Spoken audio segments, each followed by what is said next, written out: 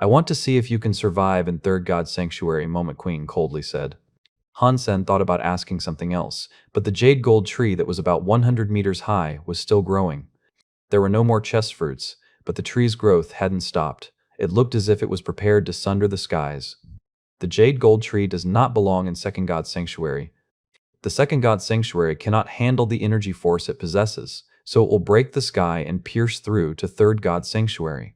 Moment Queen spoke with excitement, looking up at the tree that continued to grow before their eyes. Han Sen felt the entirety of Purple Mountain quake, and eventually rise. With the mountain set to its trunk, Moment Shelter was lifted from the earth below and taken up into the skies. Han Sen was shocked. He was not yet a surpasser, and while entering Third God Sanctuary like this gave him a better chance at an initial survival, long-term survival did not seem likely. Any ordinary creature in Third God Sanctuary would be stronger than Han Sen. As the Jade Gold Tree continued to grow, the gourd in Han Sen's hand became more and more excited. Han Sen could sense its actual feelings of happiness. Han Sen had no idea why it felt happy. Moment Queen looked delighted and said, Finally, I can return to Third God Sanctuary once more. It is finally happening. Souls of that land better watch out, for I am back with a vengeance. Han Sen's gourd shone gold and it vibrated with a greater ferocity. A black light began to seep and shine from its tip. Has the gourd chosen to hatch now? Talk about bad timing. If whatever was inside the gourd was something good and beneficial, it was likely that Moment Queen would opt to take it away and claim ownership. Han Sen noticed Moment Queen looking at the gourd. She frowned and asked him, What are you doing? She had followed Han Sen for a while and knew much about who he was and what he possessed, but she believed the gourd he owned was little more than a toy. But the black hole at its tip seemed capable of bending dimensions, and this made her frown. Nothing. Han Sen wasn't sure how to respond. He had owned this gourd for the longest time, and he'd lambast the heavens for the misfortune if it was stolen by Moment Queen now. After Han Sen said this, he thought about putting the gourd away, but the black hole on the gourd expanded, and it spit out a strange manifestation of black light towards the Jade Gold Tree. The tree was surrounded by this black light, and its energy was being visibly drained from it. Like a physical river, the energy followed the black light back to its source, the gourd. Do you want to die? When Moment Queen noticed that the Jade Gold Tree was dying and its efforts to break the sky were now failing, she believed it to be the malevolent work of Han Sen. She lunged forward to attack him. Han Sen was prepared to evade, but before he did, the gourd fired another beam of black light towards Moment Queen's purple shortsword. The purple shortsword was whipped out of her hands. As if caught by a gravity well, the sword then started moving towards the gourd. At the sight of this, Moment Queen's face dropped aghast. Moment Queen looked at the gourd, failing to believe one of her 6 cog armaments had been taken by it. Although it was quickly smothered by her rage, Moment Queen was full of surprise. At this sudden development, however, Han Sen was secretly exuberant. He hadn't expected the gourd to prove so invaluable, particularly in his time of need. My baby gourd, suck her. Han Sen wasn't even sure if the gourd would follow such a command, but regardless, he barked it out. And then, the gourd did indeed listen. A black beam was fired towards Moment Queen. Within this strong well of suction, the 6 cog armaments were being sucked into the gourd one by one. Suck it, suck it. Han Sen was incredibly excited. He had believed himself to be a dead man, but when the gourd sprang to life, things truly seemed to be working out in his favor. Suck it hard, Han Sen shouted at Moment Queen as he lifted up his gourd. The black light continued to burst forth, and the purple crown was the next to depart her brief ownership. She had trouble fathoming the power it possessed, for it to so easily trump and consume her armaments. How can Second God Sanctuary birth something such as this? Moment Queen asked in a tone of obvious desperation. The cockiness she once exuded had all vanished. Moment Queen's purple armor, the final item, was ripped off her body. It became a formless purple light, and in a blink disappeared into the gourd's trail of suction. Moment Queen was now clothed only in her underwear. Little Moment, what were you saying? Han Sen stared at her as he held his gourd, and he spoke to her slowly. What is that thing? Moment Queen's spirit had been wholly defeated. She looked at the gourd, struggling to believe that her equipment had been taken away so easily. Without the protection of her 6 cog armaments, she could not rebel against Han Sen and his contract. Come here, Han Sen said. And Moment Queen unwillingly approached. Han Sen pushed her on the ground and slapped her round buttocks. The slap was so loud, She trembled with wide eyes. It wasn't because of the pain, though. It was due to the humiliation she was now being forced to endure. Never before had she been treated like this in the sanctuaries. Of course, Han Sen couldn't care less. Repeatedly, he continued to smack, slap, and spank her bum. Eventually, the fabric of her underwear was torn open. This revealed the reddened skin of her sore but plump bottom. Han Sen was incredibly mad on the inside, for that was the closest brush with death he had ever endured. Had things not turned out the way they had, Moment Queen would have killed him and the Silver Fox. Moment Queen, still under the control of her contract, was unable to resist. Being humiliated in such a fashion actually brought tears to her eyes. I will never forgive you for this. There were many things Moment Queen wanted to do, but she couldn't bear the humiliation she was currently enduring. She desperately wished she could self-destruct. Oh, you want to die, do you? I'm not allowing you to get away with what you have done that easily. What was it that you said to me earlier? My death was going to be a slow one. Han Sen had now changed the contract, forbidding her from being able to self-destruct. Boom, the Jade Gold Tree died.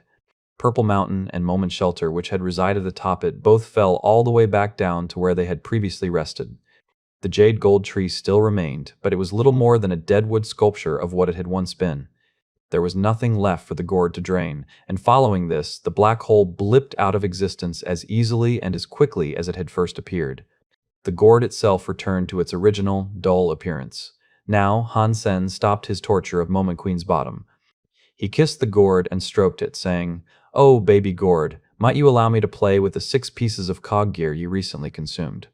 The Gourd gave no response, and he wondered whether or not it could hear his commands following its deactivation. Despite Han Sen's continued pleading, there was still no response. To say that this put a dampener on his mood was putting it lightly. He looked at Moment Queen, who was still crying, and said, "Moment, what can you tell me about this Gourd?" Moment Queen did not respond, and her face was still a blubbering mess. She had never felt so insulted before, and even if she did know something about the Gourd, she would most certainly not oblige his desire for knowledge and explain to him the nature of the Gourd that had defeated her. It looks like your punishment was not sufficient. Han Sen used his mind to control Moment Queen, forcing her to stand up and approach him properly. When she saw Han Sen rub his hands in an impish fashion, she became angry. But she also knew that resistance would only lead to further humiliation. Holding back the urge to kill him, she remorsefully said, "It does not come from the second god's sanctuary." "Okay, continue. What is it then?" Han Sen asked. "I am not sure, but I assure you I have never seen such a thing before. Also, it has not yet been born. There is something within, as you undoubtedly know, but I cannot even wager a guess about what lies inside. If I did have to guess, though, I would say that it is a high-class genoseed." Moment Queen did her best to subdue the shame that told her not to say a word. Genoseed. As he held the Gourd, Han Sen could still feel the pulsating of its heartbeat. He believed she really didn't know much about it. If she had known, she would have performed better against it earlier. It looks like only the third god's sanctuary can produce something like this. Han Sen put away the Gourd and returned Moment Queen to the Sea of Soul. He didn't want to kill her yet, as it wouldn't make him feel any better over what had transpired. It looks like this is a mystery that will only reveal itself once I reach the third god's sanctuary. After Han Sen deleted the confidential information he had received, he returned to the sanctuary. All of a sudden, he received orders bidding him to join a training program. Han Sen went back to ask Ji Yanran about it, and she said it was a training program of the Alliance.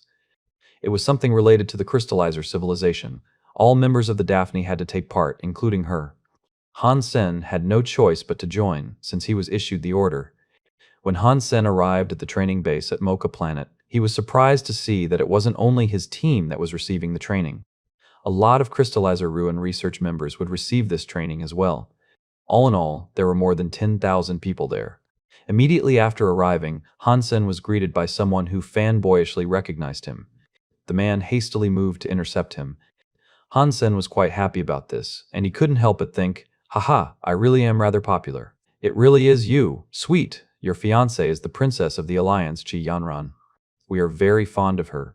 What the hell? Han Sen had rarely felt so awkward. Then, a woman soldier approached Han Sen and handed him a pen and paper. She politely asked, "Can I have your signature, please? Can you write Ji Yanran's fiancé for your name?" Han Sen almost bit his tongue off and was tempted to grab her clothes and yell, "Are you trying to make me look like a fool?" How shameless are you asking me to sign this? The female soldier, however, looked like a very shy individual.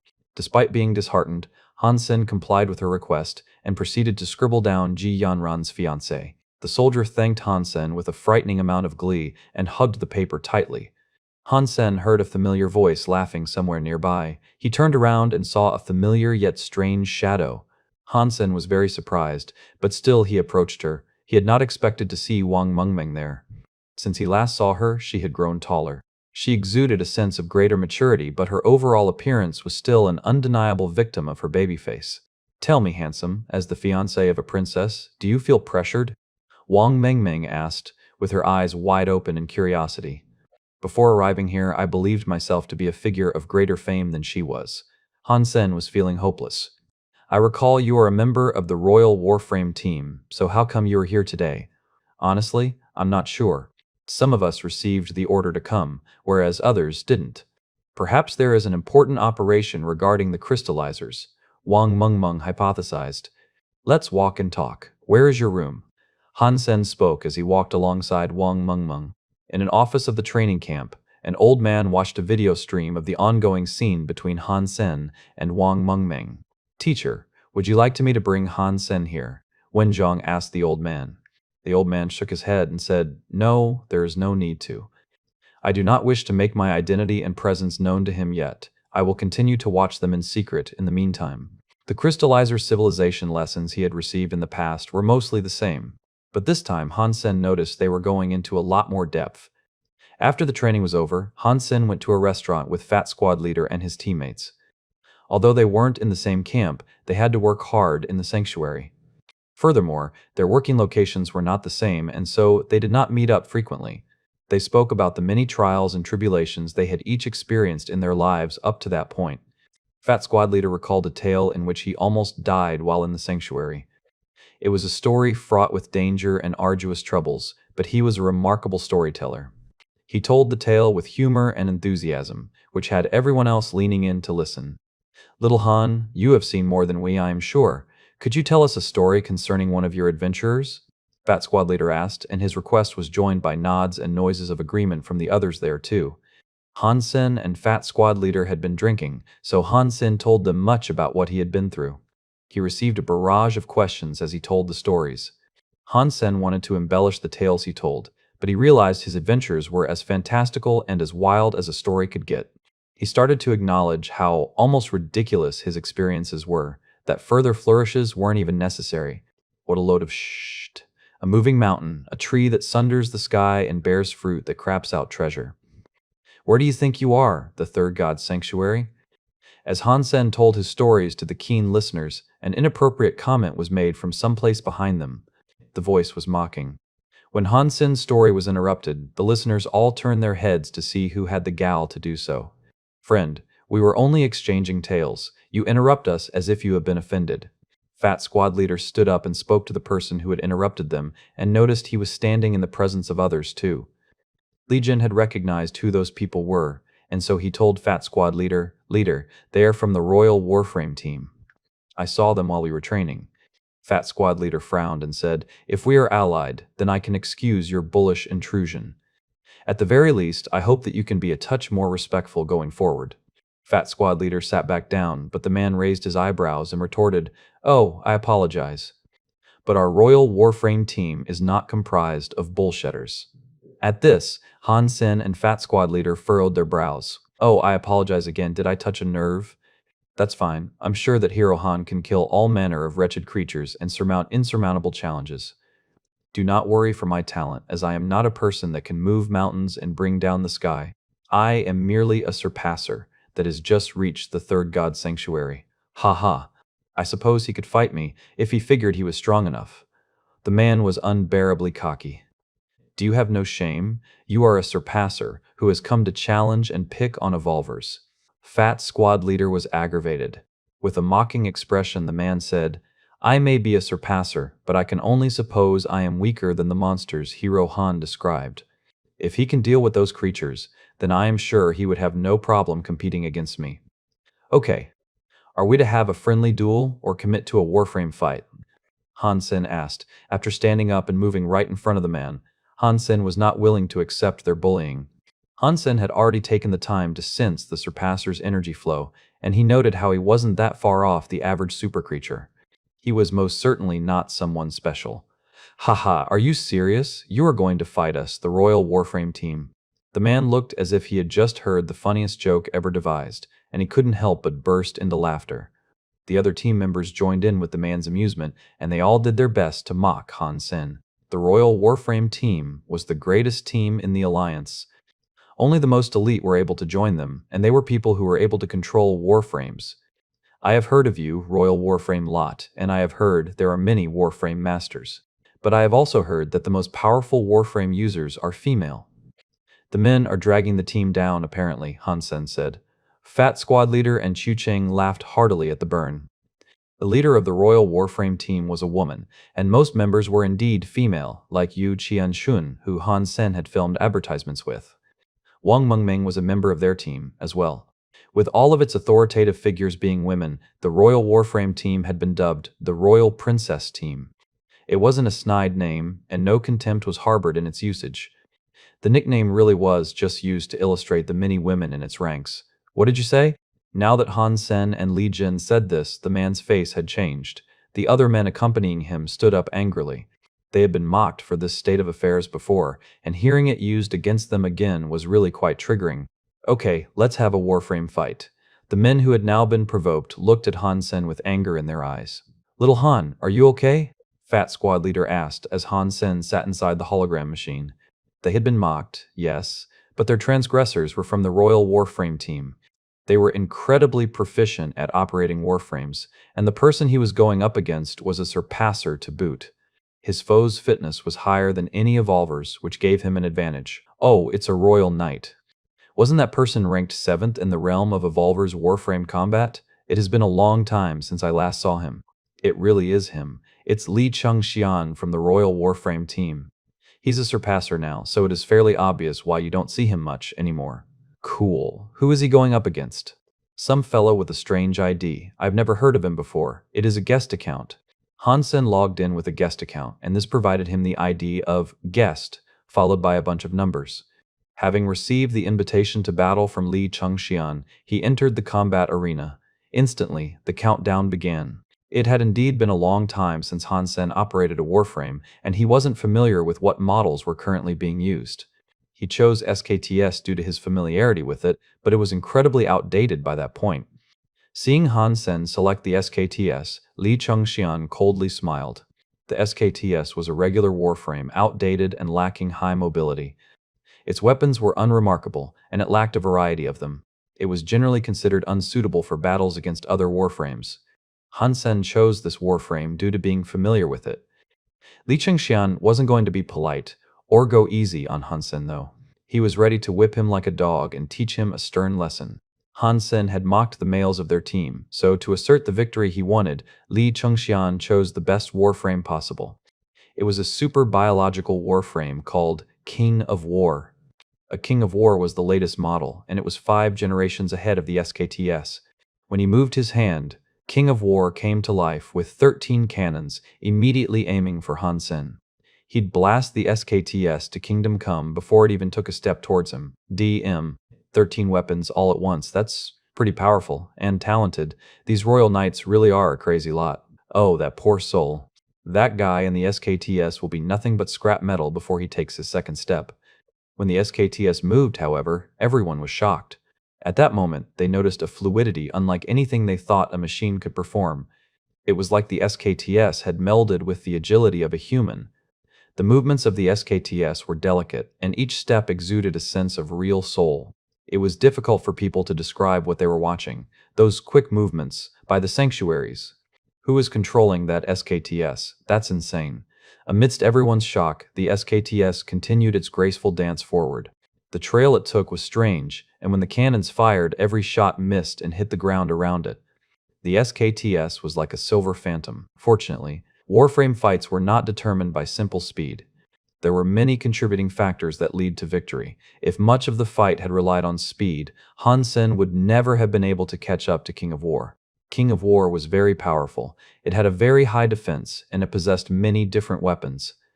This meant its size was less than an ideal, it was big, and as a result, clumsy and a little stiff to move. This was where the SKTS could prove itself. The SKTS was far lighter and its agility was high. With Han Sen's incredible 8th sense, Han Sen was able to predict King of War's movements and adapt accordingly. Is this fight staged? Ha! This is way too fake. How can King of War not manage to strike that old SKTS when it's headed straight his way? King of War fires continuously, and I'm expected to believe the SKTS can dodge such a barrage without a scratch. How much did SKTS pay for this shameless, laughable display? I'll pay double just to make it stop. It may be just a show, but SKTS's power is nothing to laugh at. That being said, the agility is difficult to believe. The fitness level of whoever is inside that SKTS must be rather lofty. This isn't a show, numbnuts. This is the real deal. I saw how this fight got started, over in the lobby. Li Chengxian started picking on Han Sen and his fellows, so he offered to duel him with a Warframe. Don't you recall when SKTS first entered the market? Han Sen was the one who starred in its advert when he was still in military school. He was SKTS's alpha operator. It's no wonder he is so strong. Are you sure this isn't a show? It seems fake. Why isn't he fighting back? Someone asked. Oh, he wants to fight back. The thing is, he can't, an old Warframe soldier said as he looked at the SKTS. King of War has many native, built-in weapons, as well as weapons that are external attachments. It may seem powerful, but too many weapons make you bulky, and accuracy comes at the cost of time. The SKTS manages to always place itself inside King of War's aiming dead zone. By the time King of War adjusts his position, the SKTS has already moved to another dead zone. King of War will never be able to lock on to him, provided the SKTS keeps this up. So, how can he possibly fight back? Everyone was exuberantly happy watching this fight unfold. The only one not having a good time was Li Chengxian. Try as he might, he could not lock on to the SKTS. Everything he tried to do was thwarted, as if the SKTS had the ability of foresight. It was like someone had installed a window into his soul, and there his opponent was, peering right through it. It even frightened him a bit. A fight like this was not unlike torture, and it made Li Chengxian feel a phantom pain. If the Royal Warframe Team's honor wasn't at stake, he would have happily thrown in the towel. It had been a very long time since Han Sen last touched a Warframe, and he recalled the times he would occasionally hop in one for some fun. Moving at high speed, with a sword that did not stop swinging and the laser blaster that kept on firing, it was an orgy of sounds. The pinging of laser on metal was particularly delightful for the ears of men, and it made them super excited. Joie Dongle watched the screen with an excitement in his heart. It reminded him of himself, in the days of his youth. He is not from the Luo family, and he did not practice falsified Sky Sutra. This is interesting, and now I have come to the decision that yes, I will recruit him as my student. It was difficult to believe that a Luo family member hadn't learned the falsified Sky Sutra, but had still become so powerful. His skills were top tier. Boom. Only God could have kept count of the hundreds of slashes the SKTS delivered to King of War, but it finally broke. And, with King of War's breaking, the fight came to an end. Li Chengxian did not say a word following his defeat. Upon his exit, he quickly summoned for his men to depart alongside him. He was far too ashamed of his performance to muster a single word, since he was a Royal Warframe Team operator who had just lost to an old, outdated SKTS. Footage of the fight had been uploaded to Skynet. The full-length video was titled SKTS Murders King of War, and it didn't take long for it to go viral. Later that night, Han Sen wobbled his way to the bathroom. When he was in front of the door, an old man walked out. Han Sen was so drunk he didn't even look at him properly. He felt as if the old man's eyes were incredibly bright. He glanced towards them. As he looked, Han Sen froze. His pupils went smaller and his eyes were sapped of the joy they once possessed. Kid, take my mind test. If you pass, I will allow you to be my student, Zhuo Donglei cockily said. As a demigod, Zhuo Donglei was incredibly talented in the realm of influencing the wills of others and performing illusions. Han Sen was merely an evolver and helpless to resist. Zhuo Donglei walked in front of Han Sen and brought him to sit down. Han Sen's attention was vacant now, for he had been placed in Zhuo Donglei's infinite mind trial. For surpassers, it traditionally took them an hour to escape it. Kid, suffer a little. When you come out, you will obey me. Zhuo Donglei thought about how Han Sen might respect him following the trial, and smiled with jittery excitement. Zhuo Donglei placed a hand on Han Sen's shoulder, and when he did, Han Sen burped. Following that, a wretched noise sounded. Han Sen threw up all over Zhuo Donglei. Zhuo Donglei was caught at unawares. On any other occasion, he'd dodge without trouble, but he had become too self-obsessed, and his excitement over Han Sen had gotten the best of him. The two looked at each other for a second, and after acknowledging the situation, Han Sen said, "I am so sorry. It's okay." Zhuo Donglei lowered his head and left, not wanting Han Sen to see his face. He didn't look like the strong man that he was right now, especially since he was covered in puke. If he told Han Sen he was a demigod and wished to recruit him as a student, Han Sen was sure to believe he was an old man who had escaped the loony bin. Thank you for watching. Subscribe and enable notifications so you don't miss the next chapter.